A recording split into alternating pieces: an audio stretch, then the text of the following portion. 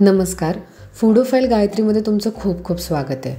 आज मी गावावरनं आले होते आणि स्वारगेटला आम्ही उतरलो होतो. तर खरं तर आमची बस 11 वाजता यायला हवी होती, पण ती लेट झाली आणि 1 वाजला आम्हाला पुण्यात पोहोचायला. तर भूक प्रचंड लागली होती. म्हटलं आता कुठेतरी घराजवळ जाईपर्यंत किंवा घरी जाऊन जेवण बनवण्याचा माझ्याकडे म्हणजे धीरच नव्हता की मला प्रचंड भूक लागली होती. मग स्वारगेटजवळ ना प्रॉब्लेम हा आहे की चांगले हॉटेल्सच नाही आहेत. मग मी बरंच सर्च केलं गुगलवरती, तर मला हे नानुमल भोजराज म्हणून आहे, जे चालत जाण्याच्या अंतरावरती होतं, कारण आमच्याकडे बॅग्स पण होत्या. तर आम्ही अगदी रिक्षा करून पण काही गरज नव्हती आणि जवळच आहे, तर म्हटलं चालतच जाऊ म्हणून इथे आलो. रिव्ह्यूज ह्याचे बरेच होते आणि मिक्स्ड रिव्ह्यूज होते. म्हटलं बघूया तरी चांगलं आहे का.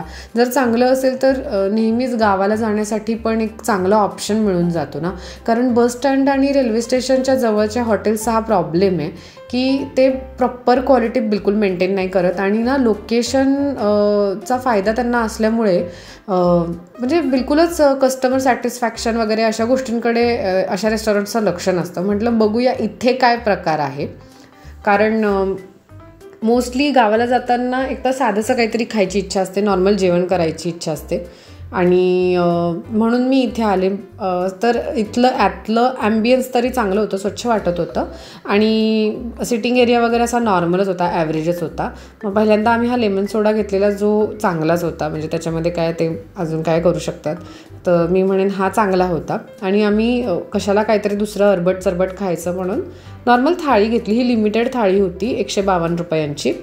तर याच्यामध्ये 2 चपात्या आल्या होत्या, पापड होता, बुंदी रायता होता, बटाटा आणि पालक होता, फ्लॉवरची एक रसाभाजी होती आणि डाळ होती आणि सॅलड दिलं होतं त्यांनी, कांदा आणि काकडीचं, आणि ह्याच्यासोबत राईससुद्धा होता.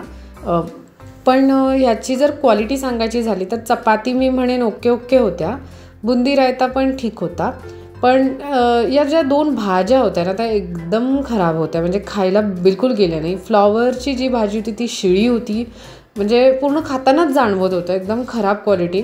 मी बिलकुल रेकमेंड नाही करणार. आणि जर तुम्ही या रेस्टॉरंटमधली कुठली दुसरी डिश खाल्ली असेल किंवा तुमचा कुठला दुसरा चांगला पदार्थ तुम्हाला माहिती असेल तर नक्की मला कमेंट करून सांगा. मी तर रेकमेंड नाही करणार.